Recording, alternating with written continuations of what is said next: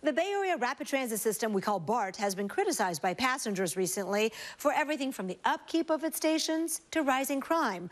BART estimates riders take 432,000 trips on weekdays and 126 million trips annually.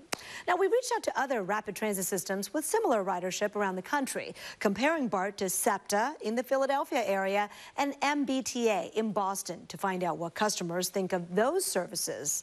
When it comes to station cleanliness, 68% of BART customers say stations are clean. That's on par with similar agencies. In Philadelphia, it's lower, 66%, and in Boston, higher marks at 73%.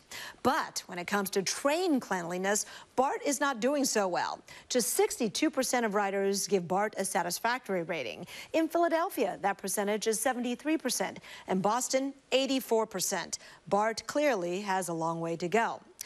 On-time performance is one area where BART shines. 92% of its trains arrive on time. In Philadelphia, you can see just 89%, and Boston, only 85%. Crimes on transit agencies are reported to the federal government. Now, BART has made news in the past year for a number of high-profile crimes. Many people think crime is on the rise, but actually, it's gone down slightly since last year. There are just 3.5 crimes per million passengers. Not as good as Philadelphia, that has just 2.8 crimes per million, but definitely better than Boston, which has 4.3 crimes per million riders.